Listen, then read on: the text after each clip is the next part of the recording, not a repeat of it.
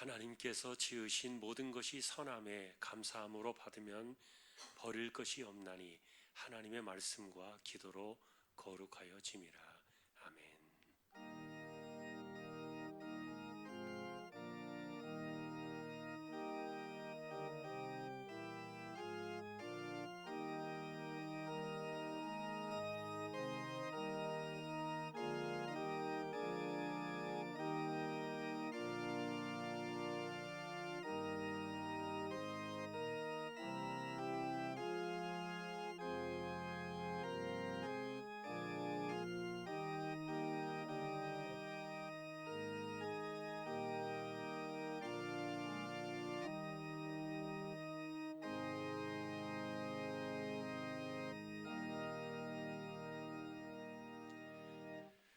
하나님 감사합니다. 오늘도 예배할 수 있는 마음과 시간과 건강을 주셔서 감사합니다.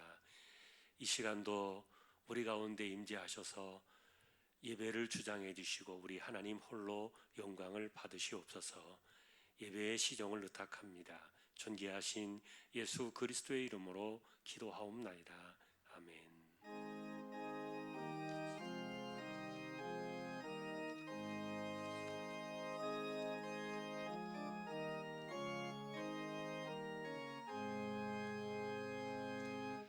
만복의 근원 하나님, 온 백성 찬송 드리고 저 천사여 찬송하세. 찬송 성부 성자 성령.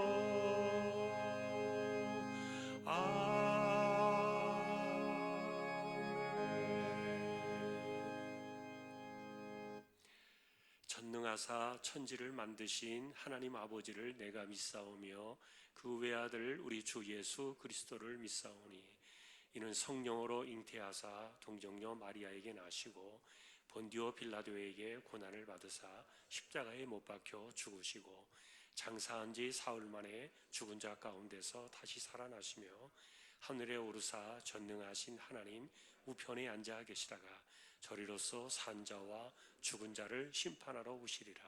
성령을 믿사오며 거룩한 공예와 성도가 서로 교통하는 것과 죄를 사하여 주시는 것과 몸이 다시 사는 것과 영원히 사는 것을 믿사옵나이다. 아멘.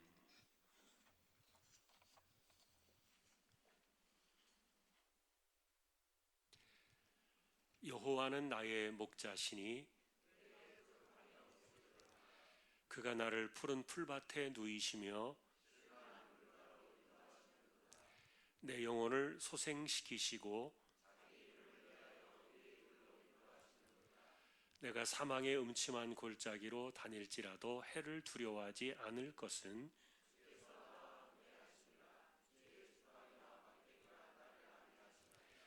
주께서 내 원수의 목전에서 내게 상을 차려주시고 내 평생의 선하심과 인자하심이 반드시 나를 따르리니 아멘.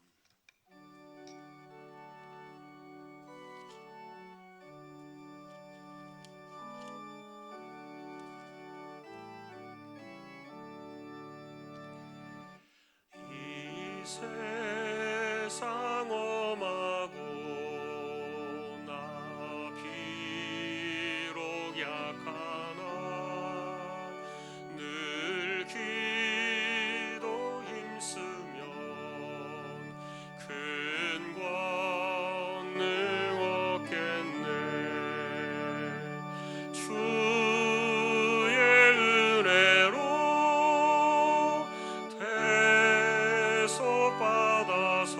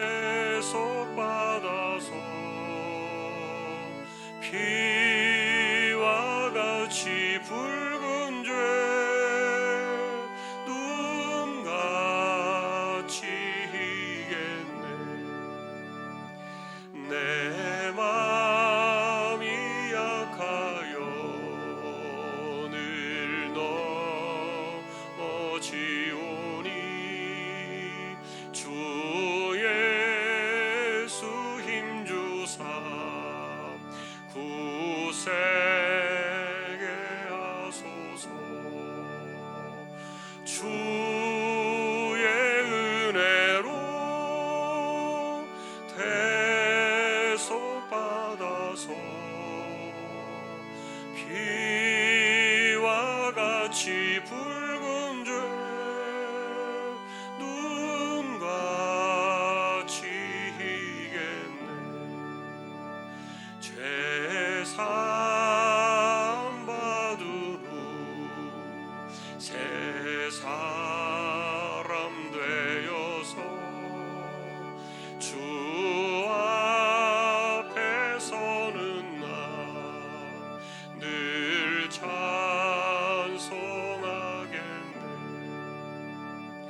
주의 은혜로 대속받아서 피와 같이 붉은 죄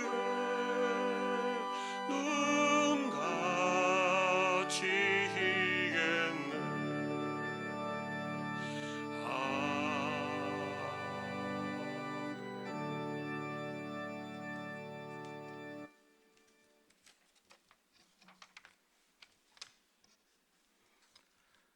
모든 만물의 주인이 되시는 하나님 아버지, 오늘도 예배 가운데 크신 은혜로 우리를 만나 주시고 위로해 주실 하나님께 감사와 찬양과 영광을 돌려드립니다.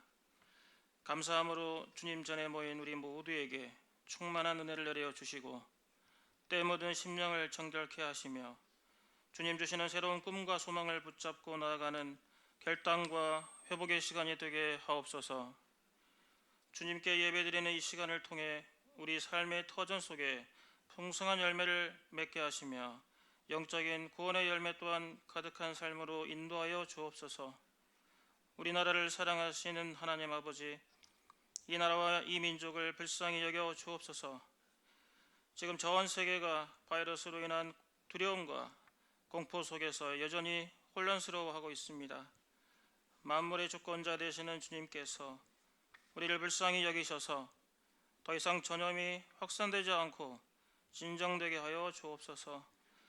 바이러스와 사투를 벌이고 있는 의료진과 또 모든 돕는 손길들과 각 정부 지도자들을 붙들어 주시고 특별히 힘겨운 싸움과 고통 속에 있는 환자들을 도와주옵소서. 우리 믿는 자들이 더욱 간절히 기도함으로 이 일들이 잠잠하여지고 확진 판정을 받은 이들도 두려움을 떨쳐내고 잘 치료되어 조속히 회복시켜 주옵소서.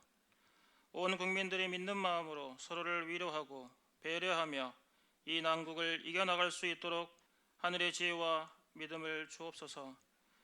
전 세계적인 전염 사태와 복잡한 국제관계 속에서 심각한 경제 침체로 인해 신음하고 있는 자영업자와 이 땅의 중소상인들의 생업과 삶의 터전이 피폐되고 중단되지 않도록 도와주시고 가난 속에서 허덕이는 소외계층들을 기억하셔서 하루속히 어려운 경제가 회복되고 안정되게 하옵소서. 특별히 믿음의 가정들이 이번 사태로 인해 결코 시험당하지 않도록 붙들어 주옵소서. 우리 조항교회를 지키시고 늘 함께 하시는 하나님 아버지, 모든 성도들이 믿음으로 모일 때마다 은혜와 힘을 주시고 그 힘으로 어려운 환경과 상황들을 뛰어넘게 하시며 가정과 일터에서 구원의 기쁨으로 감격하며 자원하여 섬기는 마음을 주사 복되게 살아가게 하여 주옵소서. 이 시간도 하나님의 성전에 모이지 못하고 여러 사정으로 인하여 가정에서 예배드리는 주님의 자녀들 위에도 성령의 기름을 부어 주시사 동일한 말씀의 은혜로 임하실 것을 믿습니다. 사랑하는 담임 목사님을 하나님의 권능의 팔로 붙드셔서 영육간에 강건케 하여 주옵소서. 힘들고 어려운 시기에 기도하며 붙들고 나아가는 하나님 나라의 큰 비전들을 다 이루게 하옵소서. 이제 말씀을 전하실 때 하늘의 권세와 능력을 더하시며 그 말씀이 우리의 삶 가운데 큰 능력으로 나타나게 하옵소서. 주님 앞에 힘들고 지친 몸을 이끌고 나온 주님의 자녀들이 오늘 선포되는 살아계신 하나님의 말씀으로 치유되고 힘을 얻어 승리하게 하여 주옵소서. 거룩한 주의 날에 하나님의 성전 곳곳에서 예배를 위해 섬기고 봉사하는 보이지 않는 헌신의 손길들을 기억하시고 그 삶을 축복하여 주옵소서. 또한 지금 이 시간에도 해외 각지에서 목숨을 걸고 믿음의 사투를 벌이는 선교사님들과 그 가정과 귀한 자녀 위에 하나님의 돌보심과 위로가 임하기를 간구합니다. 이 모든 말씀을 죄악 가운데서 우리를 구원하신 예수님 귀하신 이름으로 감사하며 기도드립니다. 아멘.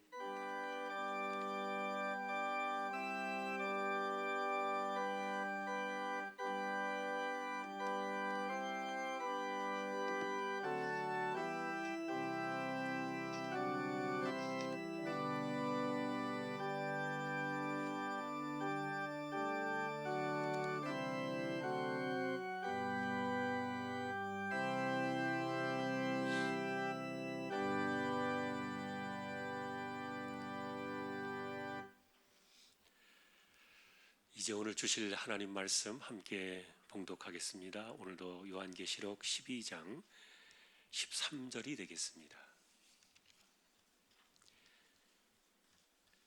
13장 10절까지 이어서 교독을 하겠습니다. 12장 13절 제가 먼저 보겠습니다. 용이 자기가 땅으로 내쫓긴 것을 보고 남자를 낳은 여자를 박해하는지라.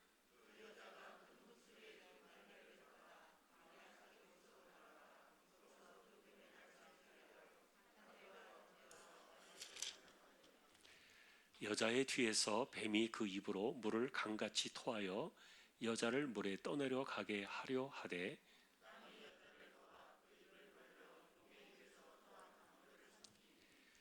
용이 여자에게 분노하여 돌아가서 그 여자의 남은 자손 곧 하나님의 계명을 지키며 예수의 증거를 가진 자들과 더불어 싸우려고 바다 모래 위에 서 있더라.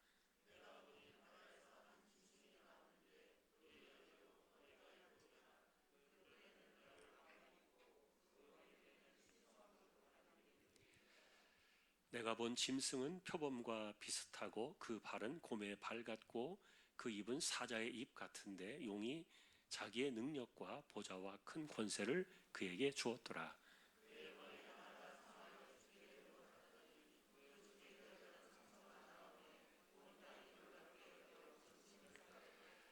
용이 짐승에게 권세를 주므로 용에게 경배하며 짐승에게 경배하여 이르되 누가 이 짐승과 같으냐 누가 능히 이와 더불어 싸우리요 하더라.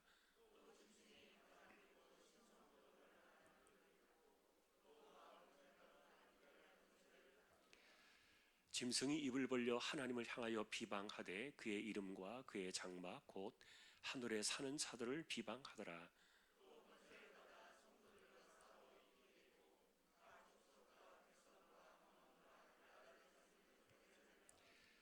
죽임을 당한 어린 양의 생명책에 창세 이후로 이름이 기록되지 못하고 이 땅에 사는 자들은 다 그 짐승에게 경배하리라. 같이 보겠습니다. 사로잡힐 자는 사로잡혀 갈 것이요 칼에 죽을 자는 마땅히 칼에 죽을 것이니 성도들의 인내와 믿음이 여기 있느니라. 아멘. 교회 소식 말씀을 드립니다. 주보 12쪽 같이 보아주시기 바랍니다. 이번 주 성경 읽기는 사무엘상 10장에서 28장까지가 되겠습니다. 지난주에 말씀을 드린 대로 4월에 있게 될 세례식하고 성찬식은 5월로 연기를 했고요.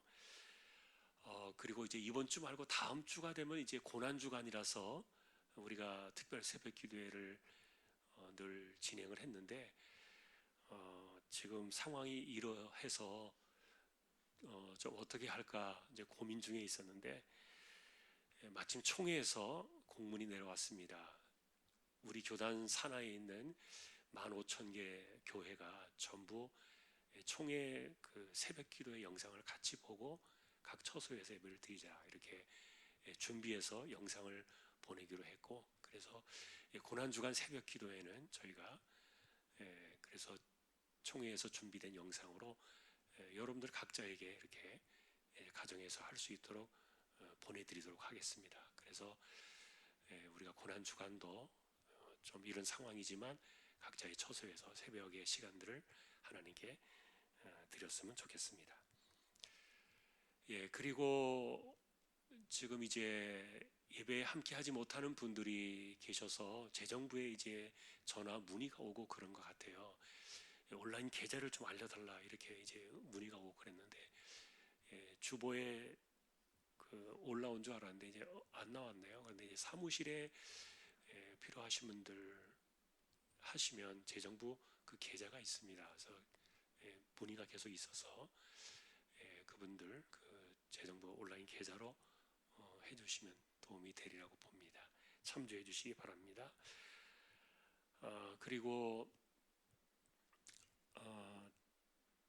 지금 이 상황이 언제까지 어떻게 될 건가 우리도 사실 예측하기 어렵고 장담할 수도 없는 그런 시간들을 지내고 있는데 지금 이제 현재 제 개인 생각입니다만 우리 학생들이 개학을 하는 그 시점쯤 되면은 이제 좀 국가적으로도 잠잠하지 않을까 이런 생각이 듭니다. 그래서 그 시기에 대략 맞춰서 교회 예배도 이제 하나씩 다시 정상으로 회복해야 되지 않을까 그런 생각을 갖고 있습니다. 그러나 주일 예배는 이렇게 우리가 드리고 그리고 이제 코로나19를 위해서 여러분들이 기도를 많이 해주셔야 되겠는데 사실은 이게 사람들이 우울증들이 생긴다 그래요.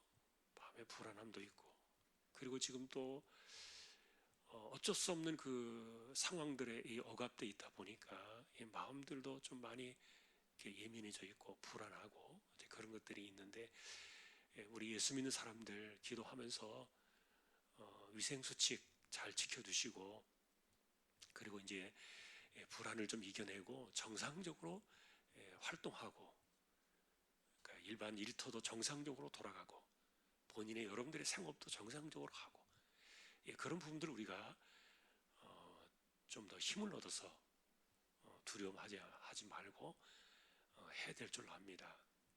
그리고 이제 지금 당장 사실 우리에게 필요한 것은 누가 확진자냐 뭐 이런 거 우리가 너무 신경 쓰지 말고요. 걸릴 수도 있습니다. 누구나 다 걸릴 수도 있죠. 제가 말씀드린 것처럼 소나기가 오면은 피해가는 사람 없습니다.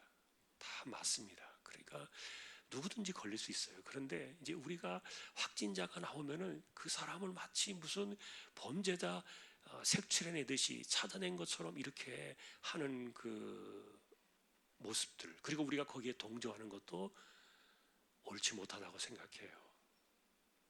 다 그 사람들 위로해 줘야 돼요. 그 사람들이 누구든지 간에 위로해주고 힘주고 격려하고 치료 잘 받도록 그렇게 해줘야지 확진자 하나가 나오면은 그 사람이 갖는 심리적인 불안 그리고 자기 때문에 많은 사람들이 피해를 입었다는 이 피해의식 이런 것들이 지금 너무 사회를 덮고 있어서 우리가 코로나 이 사태를 보면서 기독교인들이 중심을 좀 잘 잡고 어쨌든 그런 사람들 여러분 막 우리가 함께 동참해가지고 왜 그랬냐 막 이렇게 비난하는 거 옳지 않다고 봐요.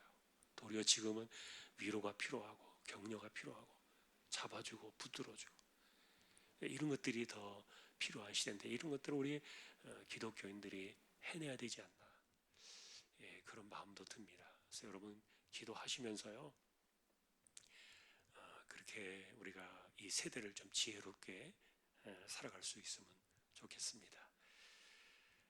어제까지 낙헌 예물로 드려진 것은 6,685만 5,850원 3.71% 이렇게 또 입금이 되었습니다. 어려운 때인데 또 협력해 주시는 감사하고 또 우리가 은혜 가운데 일들을 이루어가도록 기도해 주시면 좋겠습니다. 군에 가는 우리 청년이 있어서 제가 이 우리 청년은 2부 예배 끝나고 기도하고 보내도록 하겠습니다. 그리고 오늘날의 광고는 강남 꽃화원 성동철 집사님 사업장 소개되고 있습니다. 기도해 주시기 바랍니다. 다른 소식들은 주보를 자세히 보아주시면 되겠습니다. 이제 하나님 앞에 예물을 드리는 시간입니다. 정성껏 준비하신 예물을 하나님께 드리겠습니다.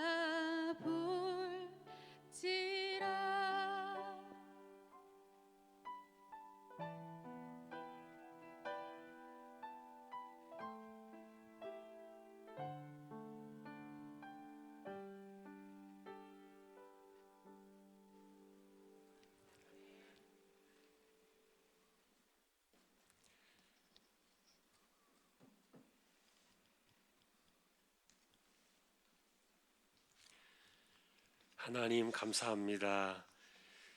하나님만 바라보며 살아가는 우리 모두가 되기를 원하고 또 찬양으로 영광을 돌린 귀한 하나님의 딸에게도 은혜를 더하여 주옵소서.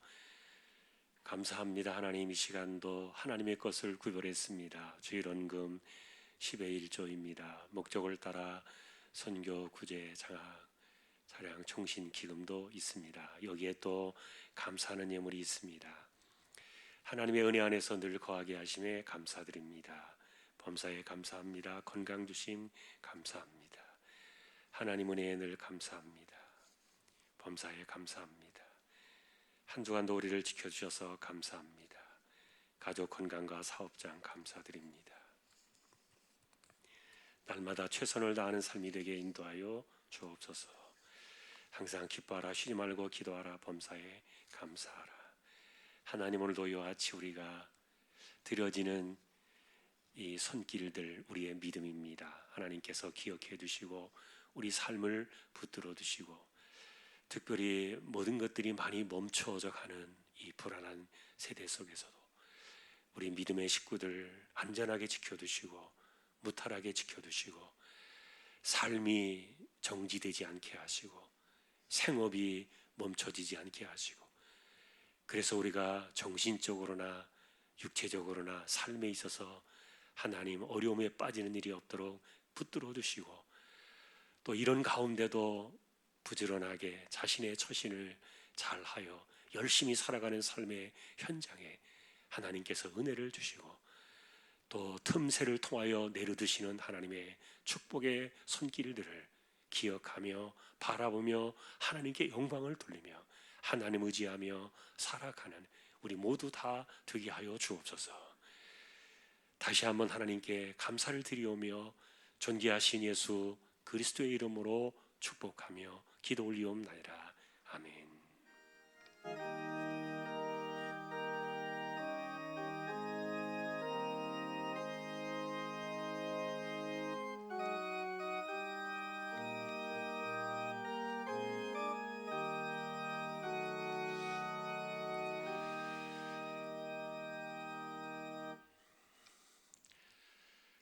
말씀을 듣는 시간입니다. 한 번 더 기도하겠습니다.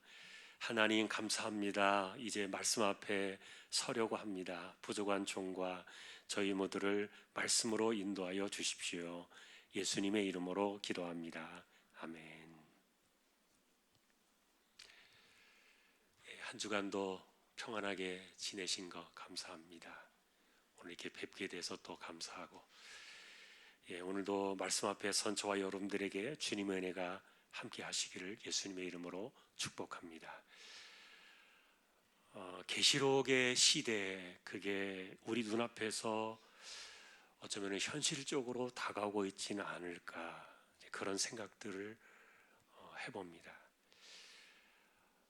단순한 재앙으로 알았던 이 코로나19의 사태가 이렇게 온 세상을 덮을 줄은 아무도 몰랐지요.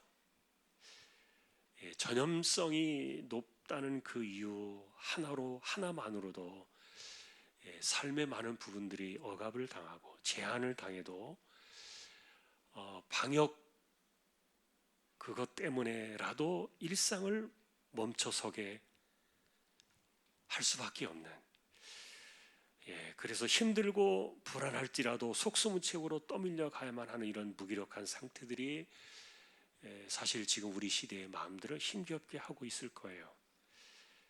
그래서 오늘도 우리는 우리가 서 있는 자리에서 하나님의 긍휼하심과 주권적인 은혜가 하루빨리 우리의 삶에 회복될 수 있기를 간구해야 되겠습니다. 지난주부터 저희가 계시록의 한복판으로 들어왔어요.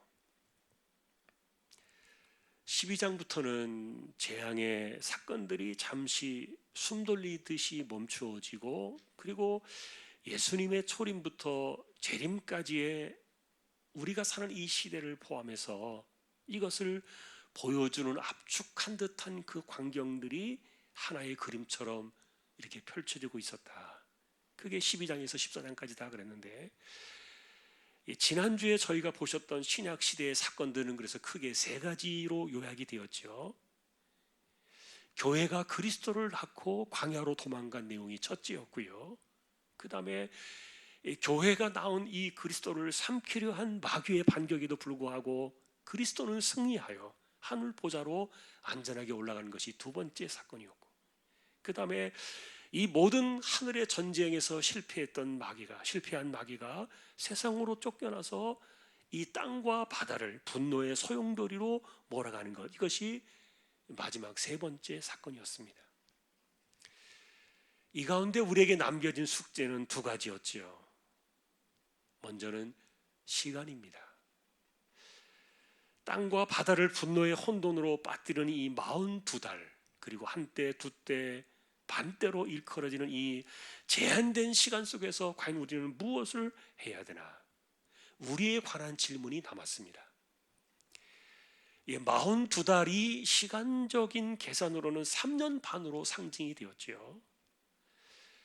다니엘은 이것을 70일의 가운데 마지막 한 일의 사건 속에 들어있는 내용으로 규정을 했고요. 다시 말하면 예수님이 오실 때부터, 성육신으로 이 땅에 오신 그때부터 다시 오실 그날까지의 시간들을 규정해 놓은 그 상징적인 것이 42달이었고 한때, 두때, 반때였다.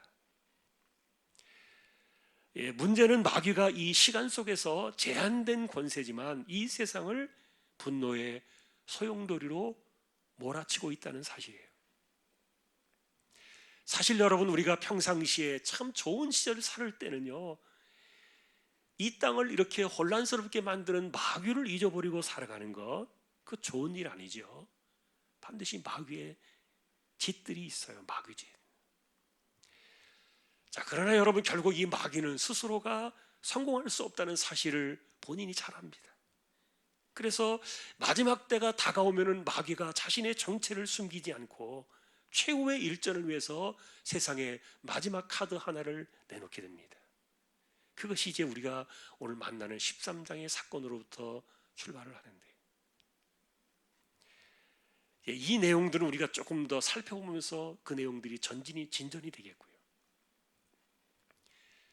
반면에 지난주에 저희가 주목했던 것은 교회가 쫓겨난 광야의 시간이었지요.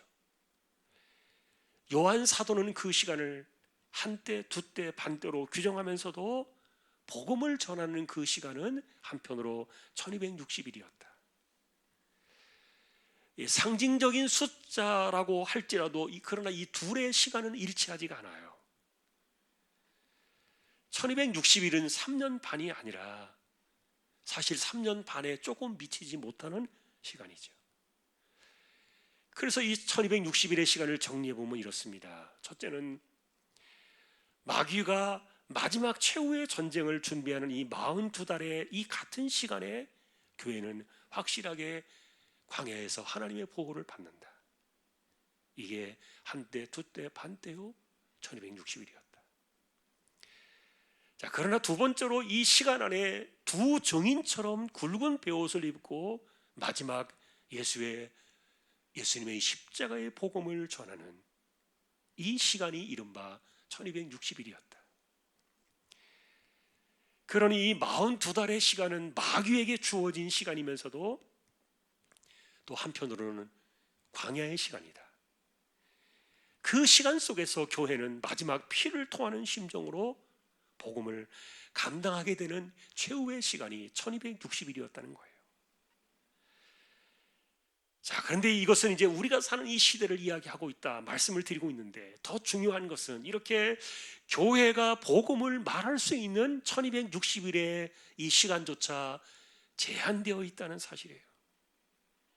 이 말은 언젠가 동시에 불시에 이 복음을 말할 수 없는 시대가 올 거다. 복음이 끝나고 교회가 사명을 마치는 마지막 그 시간이 불시에 올 거라는 거예요. 자, 그러니 여러분, 우리는 그날이 오기까지 교회는 마지막 이 복음의 사명을 토해야 하고, 그런데 사도 요한은 그 모습을 마치 굵은 베옷을 입고 앉아서 이 복음을 토해내는 그런 모습으로 이것을 그려내고 있는데, 저는 그 굵은 베옷이요, 아무리 생각해도 상복 같은 느낌이 들어요. 그래서 교회가 이 시대 속에서 이 복음을 토해내는 그 의식들은 마치 이 죽음의 거적대기를 걷어내고 죽어가는 영혼들을 붙들어내기 위해서 그들을 불러내는 그 아픔의 증거가 두 증인으로 상징되어지는 교회요. 그리고 우리 시대의 이 마지막 복음이 우리의 입을 통해서 전달되어지는 그 모습을 사도 요한은 그렇게 그려내고 있었던 거예요. 중요한 것은 확실히 복음이 끝나는 시대가 온다는 겁니다. 교회조차도 그리고 신자들조차도 입을 열 수 없는 그 시간이 불시에 올 수 있다는 거예요. 자, 그러니 여러분, 우리가 이런 때를 지금 살아가고 있는데 언제 그런 일들이 닥쳐온다 할지라도 전혀 이상하지 않은 그 시대를 우리가 살고 있는데, 중요한 것은 우리가 지금 한순간이라도 입을 열 수 있는 그런 때 복음을 말하지 아니하고 우리가 스스로 입을 다물어 버리고 복음을 이야기해야 될 그 입을 우리 스스로가 막아버린다면 이거는 하나님의 백성들 교회에 주어진 올바른 일은 아니다. 왜냐하면 여러분, 세상은 반드시 교회가 입을 다물라고 소리를 칠 거예요. 그리고 귀를 막고 손가락질을 해댈 것이 분명한데, 그래서 복음을 전하는 현장은 마치 굵은 베옷을 입고 증거하는 그런 것과 같다. 요한 사도의 그림이 맞아요. 여러분, 이것이 우리가 사는 시대라면 어떻습니까? 지금 코로나 이야기를 하지 않을 수가 없는데 코로나가 일상을 삼켜버리고 있어요. 이게 조금만 더 커져버린다면 예배조차도 삼킬지라도 막을 힘이 없어요. 어떤 분들은 이 코로나 시대에 과연 하나님은 어디 계시는가 이렇게 진지한 물음을 던지는 분들도 있어요. 그러나 여러분, 오늘도 우리가 주목해야 될 두 가지 관점은 명백해요. 교회는 언제나 핍박의 광야 속에서 살아났다는 사실이에요. 또한 이 복음을 전하는 이 시대는 1260일로 제한되어 있다는 사실이에요. 그러니 언젠가 불시에 이 복음이 끝나는 말할 수 없는 그런 시대가 오기 전에 우리가 스스로 입을 막는 이 어리석음은 우리의 일은 아니다. 도리어 우리는 그날까지 굵은 베옷을 입고 죽음의 거적대기를 걷어내면서 죽음으로 끌려가는 영혼들을 불러내는 마지막 소리가 되어야 하는 것이 1260이라는 시간 속에 담겨진 우리의 사명이라는 거예요. 오늘 우리가 보시니 15절의 본문은 교회가 핍박 가운데서도 어떻게 안전할 수 있는가 하나의 상징으로 그려내고 있어요. 한때, 두때, 반때를 양육받기 위해서 여자가 광야로 갔을 때의 사건이죠. 여자의 뒤에서 뱀이 그 입으로 물을 강같이 토해서 물에 떠내려가게 하려고 합니다. 홍수에 떠밀려 가듯이 위태로운 상황이 찾아왔는데, 그런데 땅이 여자를 도왔어요. 입을 벌려서 용의 입에서 토한 강물을 삼키는 것. 여러분, 이런 그림들이 상징적이라는 것 이해하실 거예요. 그러나 그 의미는 그대로 살아있어요. 마귀의 목적은 뭡니까? 교회를 삼켜버리는 거예요. 그리고 그 위세가 보통이 아니라는 거예요. 입에서 물을 강같이 토해내는 것, 이게 여러분 실제 홍수는 아니에요. 홍수처럼 쓸어가는 권세를 이야기하고 있는데, 자 여러분, 그러나 이 마귀의 권세가 하나님을 넘어서서 교회를 삼킬 수 없게 된 것, 이것이 광야에서 보호하심을 받는 하나님의 보호하심에 대한 안전한 모습인 것을 이렇게 한 절 속에서 이것을 그려내고 있는데, 그래서 여러분 17절은 이런 점에서 의미심장한 마무리를 지으면서 13장으로 넘어갑니다. 자, 우리 12장 17절을 한번 보십시다. 같이 읽겠습니다. 용이 여자에게 분노하여 돌아가서 그 여자의 남은 자손 곧 하나님의 계명을 지키며 예수의 증거를 가진 자들과 더불어 싸우려고 바다 모래 위에 서 있더라. 교회를 절대 이길 수 없다고 판단한 그 용이 단판을 짓기 위해서 마지막 카드를 내놓기 직전의 모습이라 그랬어요. 자, 그런데 용이 여자에게 분노해서 돌아갔다. 이렇게 삼켜버릴 수 없는 그 교회를 상대하기 위해서 바다 모래 위에 서게 되는데, 자, 이렇게 바다 모래 위에 서게 된 것은 13장에서 등장하는 짐승 2마리를 불러올리기 위함이었어요.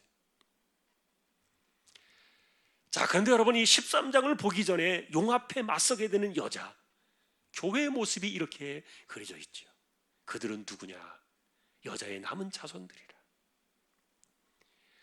이것은 여러분, 초대교회가 나온, 다시 말하면 복음과 사도들의 터 위에 세워진 오늘날 이 시대를 살아가는 마지막 시대의 그리스도인들, 이 땅에 숨을 쉬고 살아가는 산자들을 의미하는데, 그런데 이 사람들의 특징을 가리켜서 17절은 이렇게 말합니다.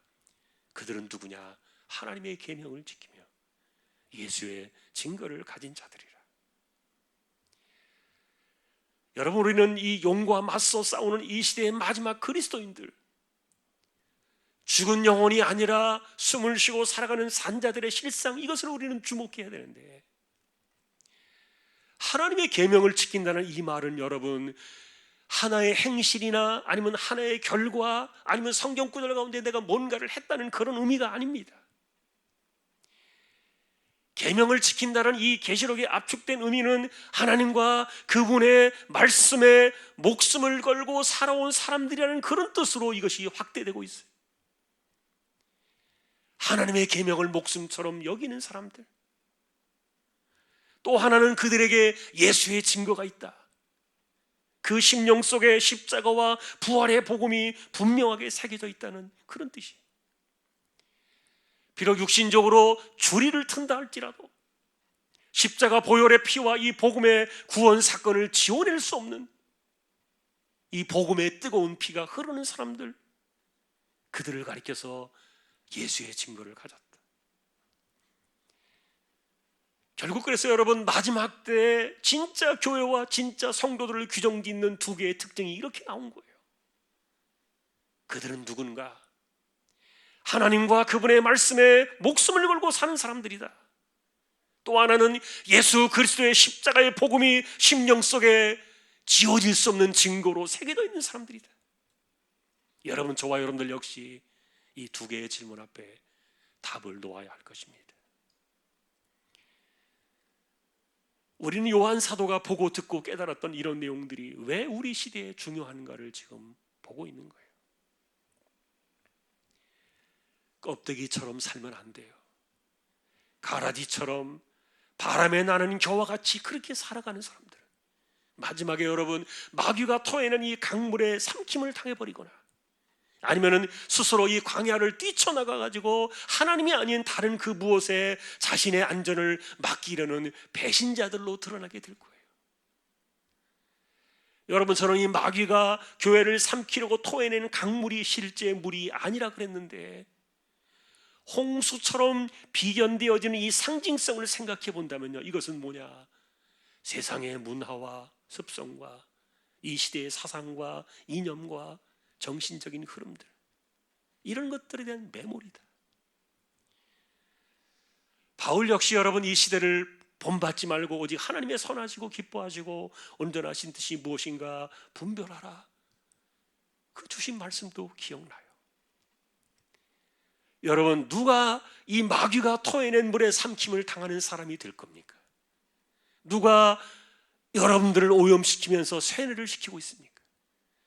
예를 들면 여러분, 세상의 드라마와 영화와 스포츠와 문화와 정신적인 사상과 감정과 그 어떤 것들이 우리를 성경과 말씀의 가르침에서 벗어나게 하고 있는가? 요즘은 너무 피곤해가지고, 그리고 힘들어서 사실 저는 거의 뉴스를 보지 않습니다. 위로와 희망과 격려보다도 불안과 두려움을 더 많이 만들어내고 모든 일상을 정지시켜버린 이 소리들에 대해서 피로감이 많이 겹쳐 있어요. 이런 때에 우리가 들으며 살아야 될 그 소리는 무엇인가? 그런 것들을 가리는 것들도 중요하겠죠. 분명한 것은 여러분, 지금도 마귀가 토한 이 세상의 강물에 빠져드는 사람들이 있을 수 있다는 거예요. 바라기는 우리 가운데는 꿈에라도 그런 사람들이 아무도 없기를 바랍니다. 또 하나의 강조점은 여자의 남은 자손들로 표현되어진 이 시대의 그리스도인들의 실상인데, 하나님의 계명을 지키는 일이 단순하게 어떤 한 구절이나 목록의 실천이 아니다, 그렇게 말씀을 드렸어요.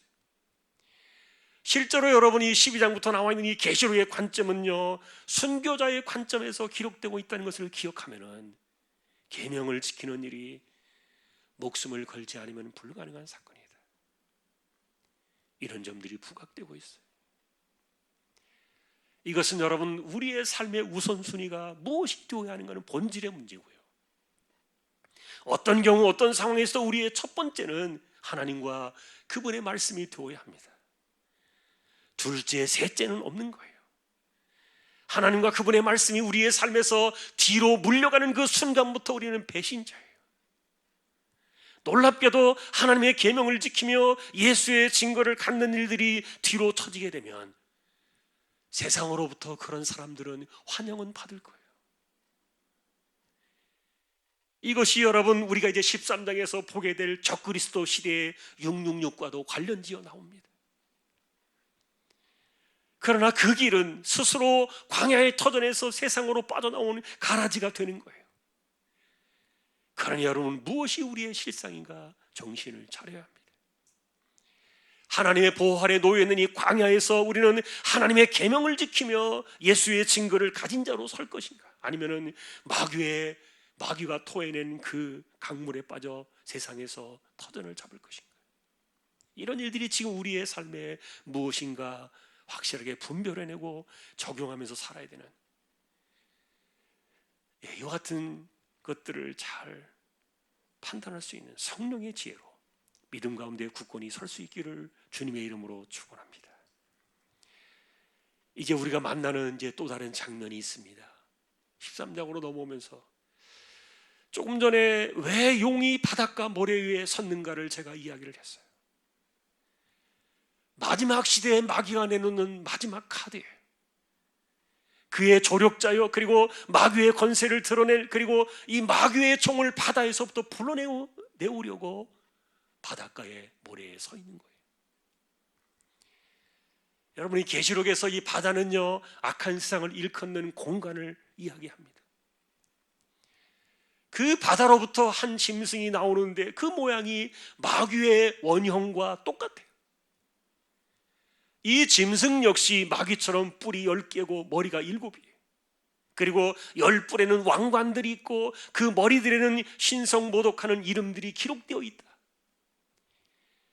자, 여러분, 여기에도 우리는 지난주에 말씀드렸던 것처럼 이 마귀가 삼위일체 하나님을 흉내내는 이 패러디가 마지막 시대에 극성을 부리게 된다고 말씀을 드렸는데,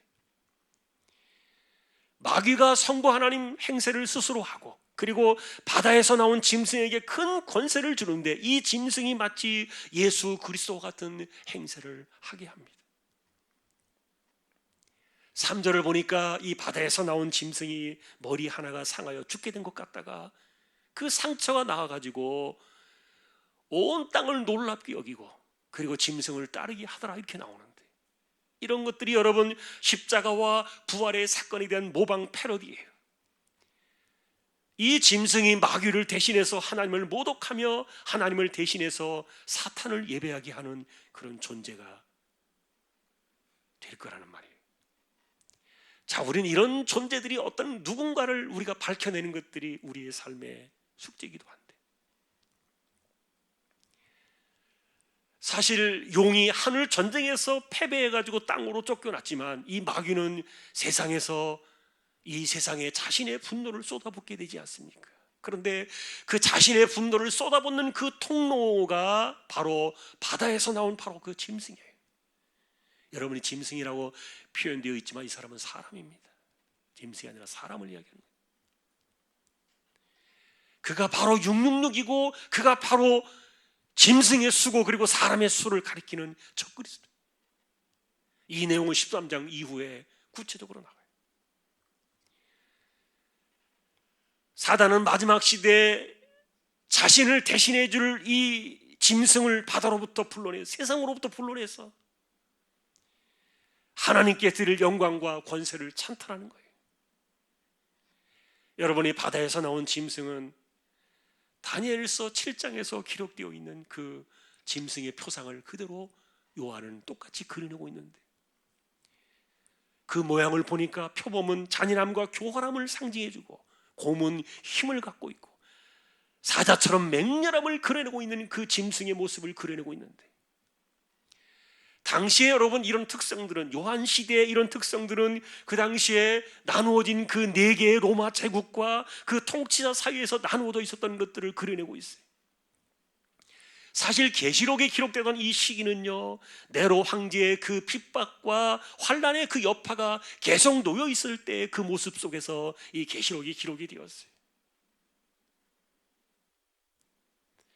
교회를 향해서, 그리고 이 네로가 그 당시에 얼마나 짐승처럼 핍박을 했는지 역사의 기록 속에 남는데,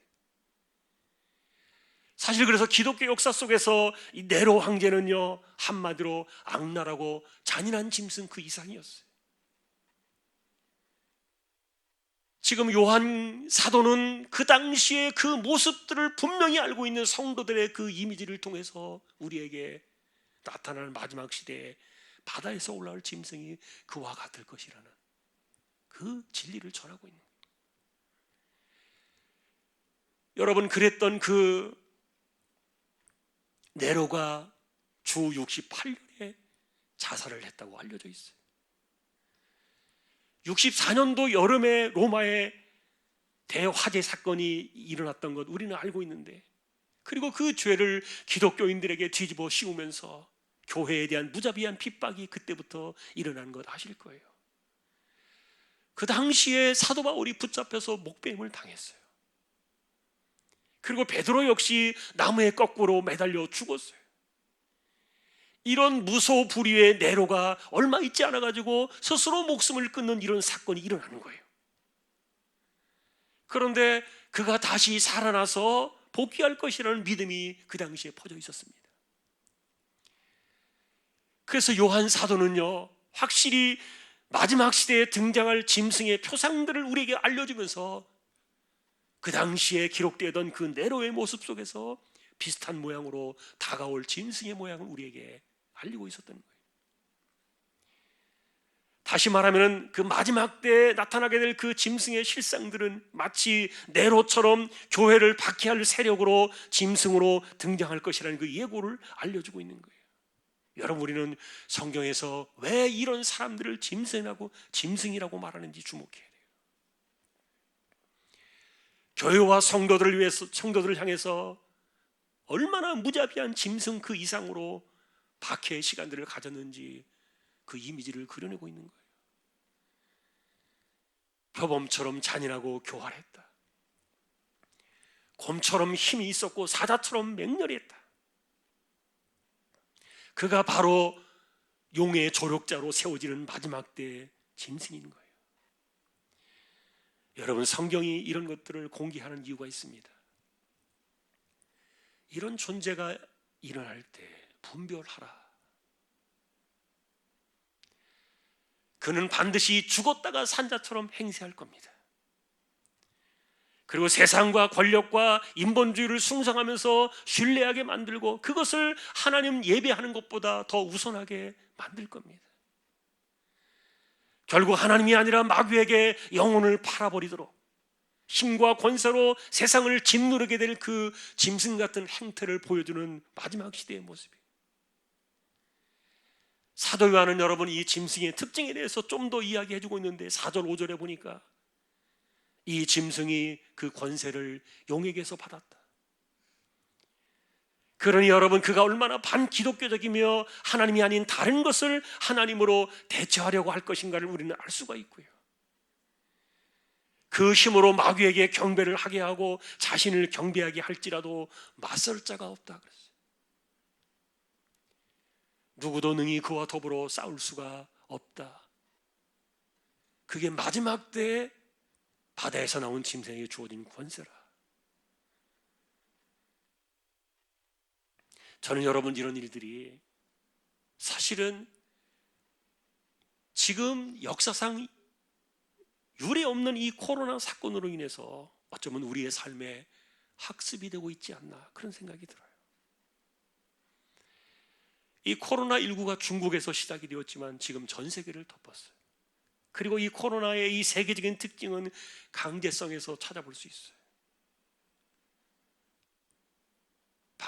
방역을 위해서 통제를 해야 되고 제한을 두어야 되고, 그리고 여기에는 권력의 힘과 정치의 힘으로 이 모든 것들을 통제하고 다스리는 그런 방식들이 온 세계 속에 공통적으로 퍼지고 있어요.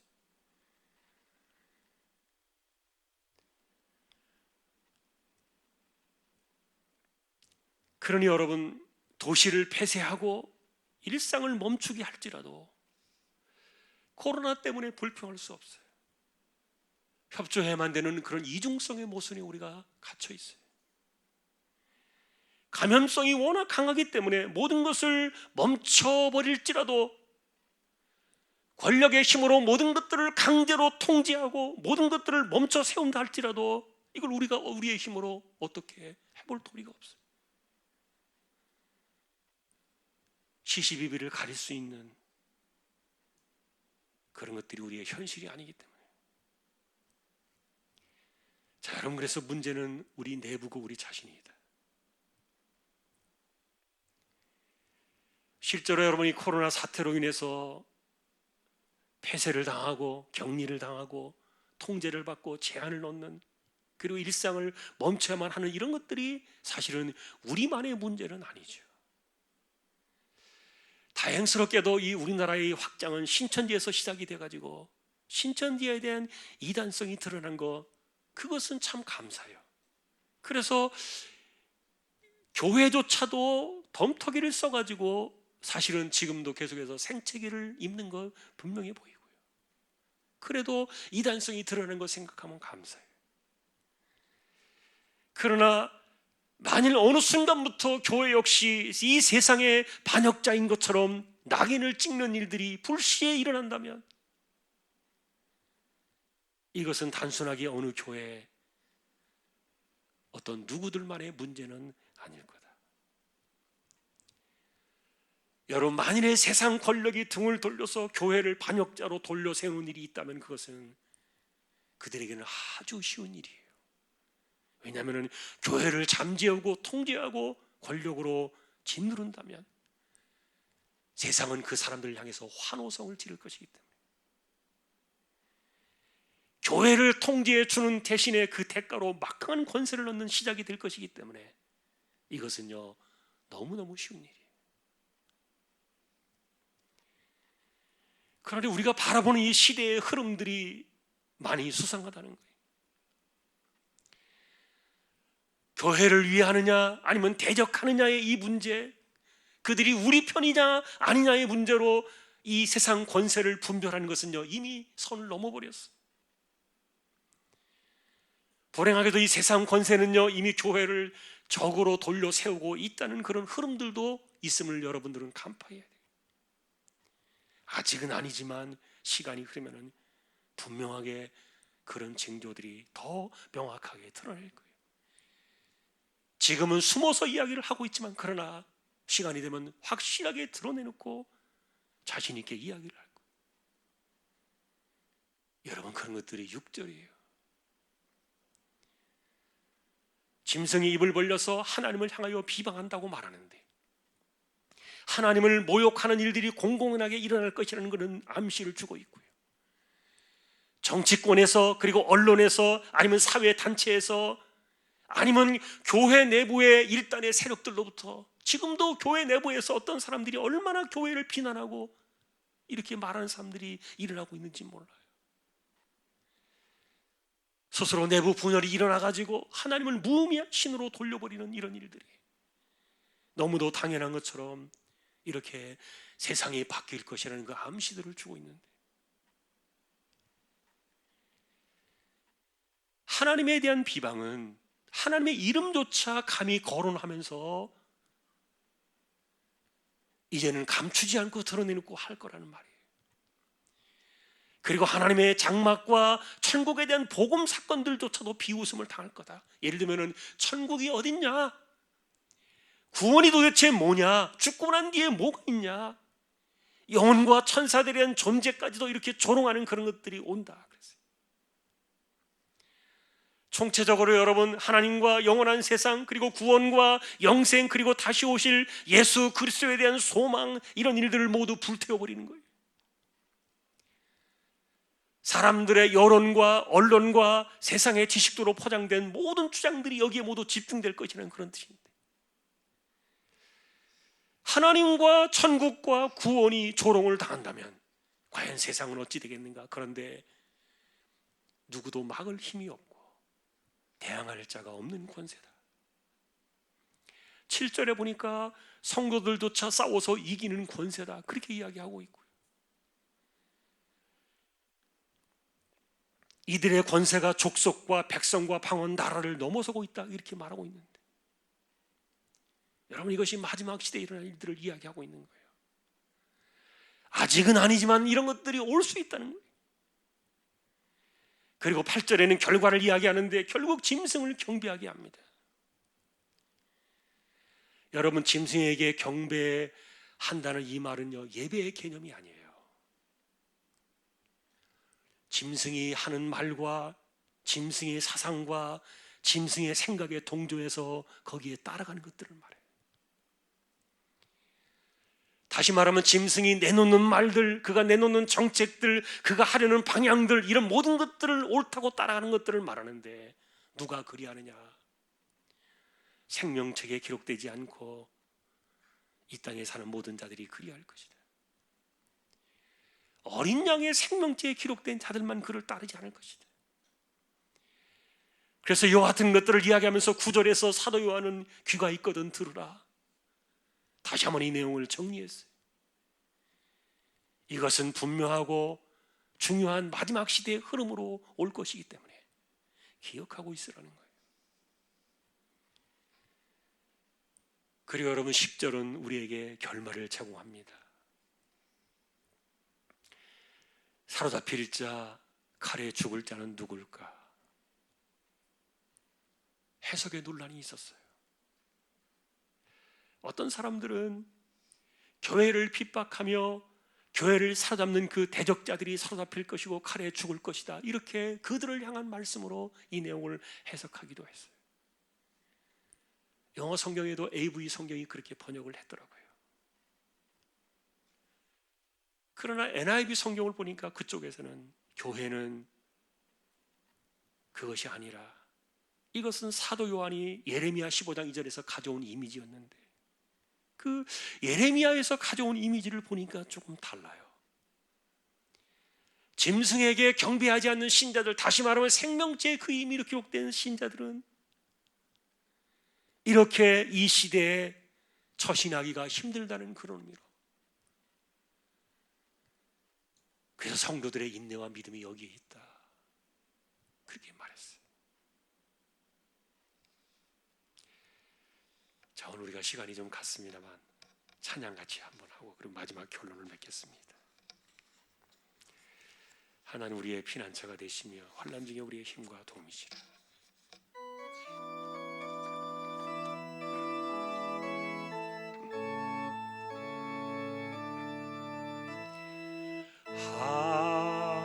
하나님은 우리의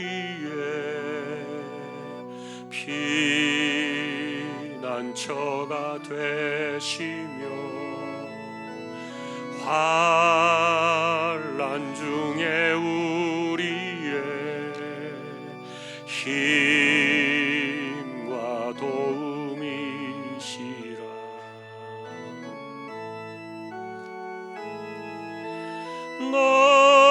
너희는 가만히 있어 주가 하나님 대말지어다.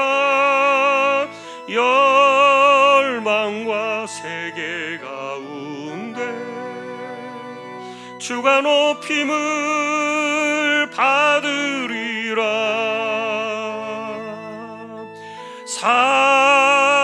사랑합니다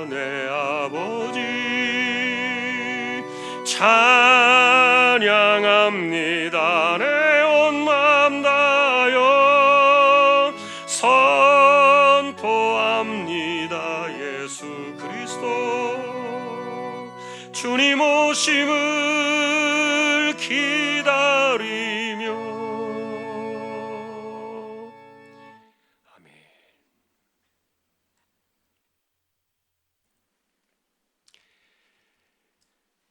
결론입니다. 요즘 찬양대 시간이 줄어서 제가 조금 분량을 더 했습니다. 오늘 우리가 보시는 이런 상황들은 언제 올지는 모르겠습니다. 그러나 반드시 옵니다. 마귀는 자신의 정체를 숨기지 않고 자신을 대신할 마지막 카드로 짐승 같은 권세자를 등장시킬 겁니다. 그는 사람입니다. 그 정체가 무엇이고 그리고 어떻게 세상에서 자신의 정책을 드러낼 것인가에 대한 이런 문제들은요, 다음 주에 좀 더 상세하게 볼 수 있어요. 핵심은 이런 것들이 조용하게 이루어지는 것이 아니라 드러내놓고 한다는 거예요. 그리고 예배를 대체하는 다른 무엇이 등장할 것이라는 예고예요. 아까도 말했던 것처럼 짐승을 경배한다는 그 말이 그를 예배한다는 뜻이 아니라 그랬어요. 여론이 있고 언론이 있고 사상이 있고 이념이 있고 세상의 흐름과 이 방향들이 하나님의 방식을 거스르는 애매한 반역의 사상들로 나타나는 것을 의미하는데 거기에 동조하는 거예요. 그런데 이런 일을 진행하면서 이 권력의 힘이 수반되어 있기 때문에 저항할 수 없는 시대의 흐름으로, 그래서 하나님과 복음과 천국과 구원과 영원한 진리들이 조롱을 당하는 이런 비방의 시대가 대놓고 도래할 거라는 방식이에요. 세상 권력이 여기에 집중이 되면서 드러나게 될 이 짐승의 시대 속으로 어쩌면 우리가 약간씩 빠져들고 있다는 그런 생각이 드는 것은 어쩌면 저 혼자만의 생각은 아닐 거예요.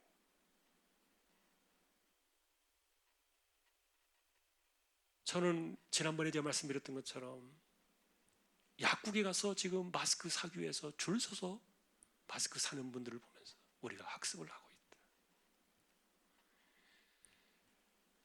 통지하면은 아무나 사는 거 아니에요.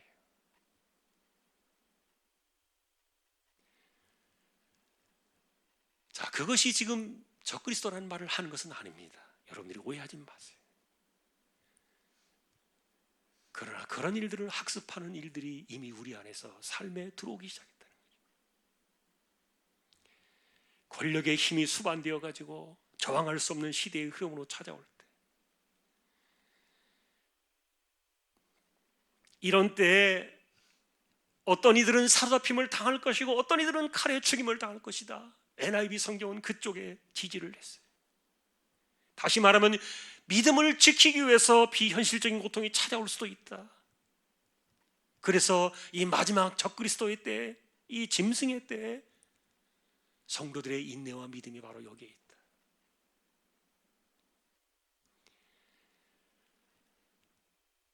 자, 그럼에도 불구하고 이 짐승의 시간은 42달이라는 제한된 시간 안에 갇혀 있다.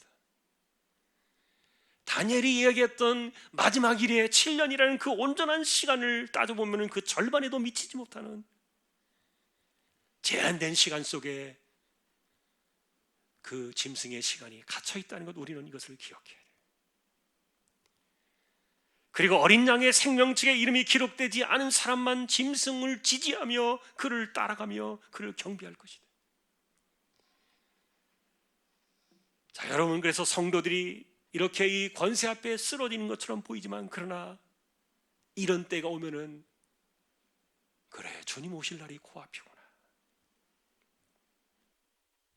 이것이 여름이 오고 있다는 것을 분별하는 하나님의 백성들의 지혜. 결국 최후의 승리 그날까지 우리의 사명은 짐승의 의도와 정체가 무엇인가를 깨닫고 나도 모르게 그 입에 쏟아내는 그 홍수의 이념 속에 빠져들지 않아야 한다는 사실이에요. 이번 코로나를 겪으면서 여론과 언론의 통제에 세뇌를 당하고 사는 것이 얼마나 시간 문제인가, 우리는 다 지금 TV를 보면서 경험하고 있어요. 여러분, 저는 이것이 단순하게 예배를 어디에서 어떻게 드리냐의 문제를 제가 문제 삼는 것 아니에요. 우리는 최선을 지금 다하고 있어요. 기도하고 있어요. 그러나 중요한 것은 이러다가 우리가 스스로 복음조차 잃어버리고 있는 것은 아닐까. 말씀도 진리도 구원도 영생도 예수 그리스도도 그리고 십자가와 그 부활의 복음도 이 세상의 흐름에 파묻혀 버리지는 않을까. 그게 걱정인 거예요. 시간은 지나가겠지요. 저는 분명히 그렇게 생각합니다. 이 코로나는 본질이 아니에요. 마지막 시대의 본질은 아니기 때문에 이런 일들이 계속해서 다가올 수는 있지만 이거는 반드시 지나갑니다. 이 작은 것 하나에도 우리가 본질을 잃어버리면 안 된다는 거죠. 우리의 삶은 나그네다. 우리가 가야 될 마지막 본향은 어린 양의 피로 구속받은 그 나라가 아닌가. 그러니 흔들리지 않는 본질을 붙잡고 이 시대를 분별하면서 살아가는 것이 우리에게 주어진 숙제인 줄로 압니다. 바라기는 마지막 시대를 잘 분별하는, 여름이 다가오고 있음을 만일에 그런 일들이 찾아올 때 모든 사람들이 동일하게 공감할 수 있는 그런 은혜가 함께하기를 소망하고, 이 한 주간도 여러분들 반드시 무탈하시고 그리고 하나님의 은혜로 승리하는 저와 여러분들의 한 주가 될 수 있기를 존귀하신 우리 예수님의 이름으로 간절히 축원합니다. 262장 찬양을 드리겠습니다.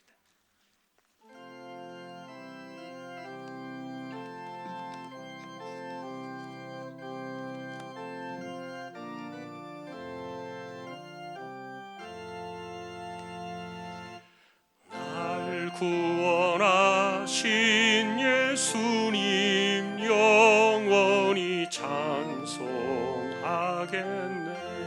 저 죄인 어서 주께 와 죄 사유하심 받으라. 구하라 주실 것이요 찾으라 얻을 것이라. 죄 중에 상한 영혼을 주 온전하게 하시네. 주리 죄로 인하여 피 흘려 죽으셨으니 주밖에 없는 사랑을 만 백성 알게 전하세. 주 예수 사랑 못 잊어 나 항상 눈물 흘리네. 이 세상 어디 가든지 나 주만 생각합니다. 목마른 자 이 세매와 영생의 물을 마시라. 내 주를 사랑한데도 늘 맘에 부족하도다.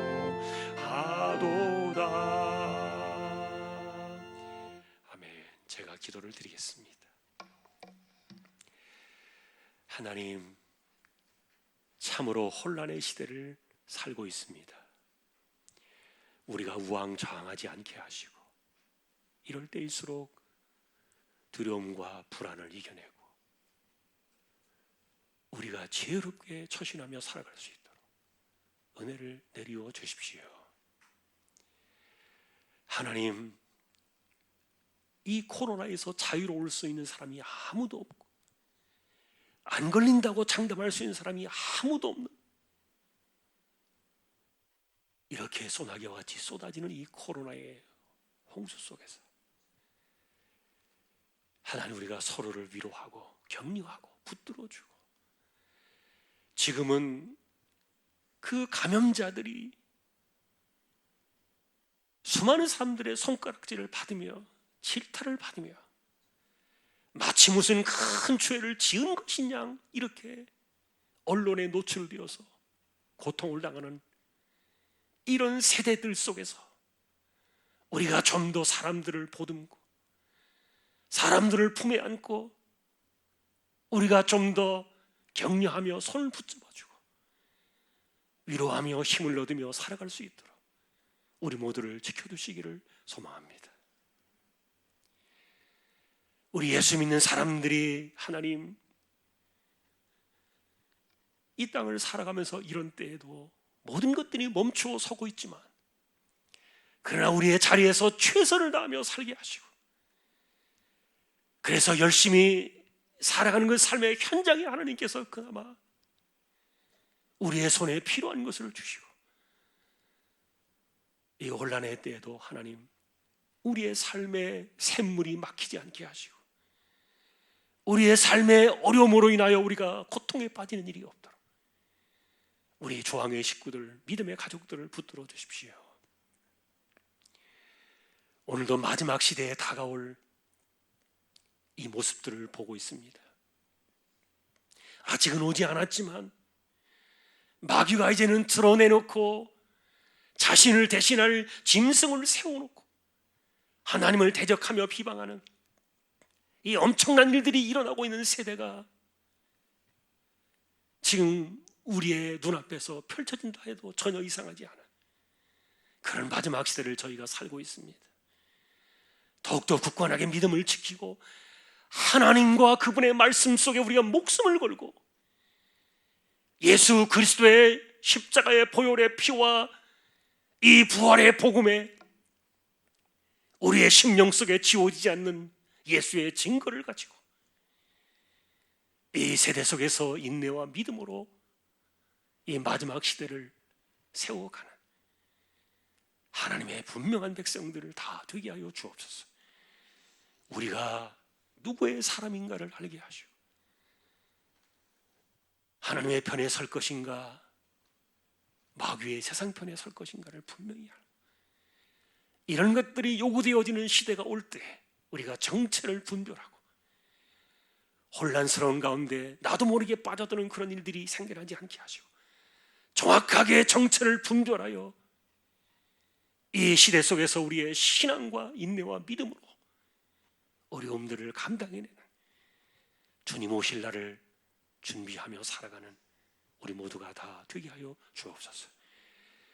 여름이 올 것은 알 수 있다 말씀하셨던 주님의 그 말씀을 기억합니다. 때와 시기는 알지 못할지라도 우리에게 그 같은 분별의 지혜를 주신 것, 내가 그리스도인임을 우리가 그리스도인임을 분명히 알고 그렇게 정체성을 지키며 신앙의 중심을 가지고 오늘도 이 세대를 지혜롭게 살아가도록 붙들어 주십시오. 조항의 식구들을 부탁합니다. 한 주간도 무탈하게 해주십시오. 코로나부터 안전하게 지켜주시고 삶이 훼손되지 않게 하시고 일터가 흔들리지 않게 하여 주십시오. 이재용 집사님, 최태경 청년, 신배한 집사님, 조인성 청년, 김한솔 청년, 백형래 집사님, 조말순 집사님, 이들의 연약함을 기억하시고 암으로 투병하는 분들에게도 힘을 주시고 연세가 많으신 분들 반드시 지켜주시고 이 코로나의 감염으로부터 보호해 주시며 또한 영육간의 맑은 정신과 총기가 흐려지지 않도록 하나님 꼭 붙들어 주십시오. 우리 하나님 흩어져 살아가는 우리 믿음의 식구들 다시 한번 기억해 주시고 한 주간도 꼭 붙들어 주시고 특별히 선교제에 나가 있는 지금 오도 가도 못하는 위태로운 지경에 있는 선교사들의 삶을 지켜주시고 이 모든 것들이 빨리 풀어지게 하시고 이 모든 것들이 빨리 지나가고 반드시 코로나는 지나가겠지만 이것이 속히 지나가도록 하나님 이 땅에 긍휼의 은혜를 더하여 주십시오. 돌아가는 발걸음에 다시 한번 하나님의 보호하심의 은혜가 함께하기를 우리 주님의 이름으로 간절히 의탁하오며 이제는 우리 주님 예수 그리스도의 은혜와 하나님 아버지의 사랑과 성령님의 감화 감동 위로 인도 교통 충만하심이 비록 이 세대는 마귀의 시대일 수도 있지만 하나님의 보호하심 아래 놓여있는 1260일의 시간임을 기억합니다. 복음이 닫혀지는 그날까지 끝까지 복음을 전하며 이 사명을 감당하며 인내와 믿음으로 성도의 자리를 세워나가기를 원하는 우리 모든 식령들, 주왕의 가족들 위해 이제로부터 영원까지 함께 있을지어다. 아멘.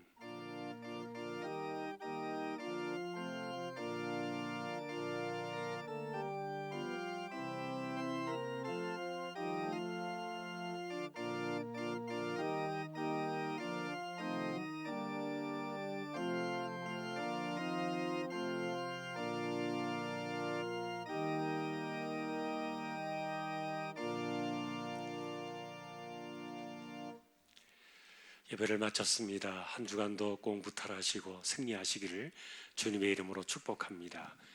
우리 1절 찬양하면서 교제하겠습니다. 예수 안에서 우리 화목됐네. 예수 안에서 우리 화목됐네. 하나님의 영광 함께 누릴 소망인데 예수 안에서 우리 화목됐네.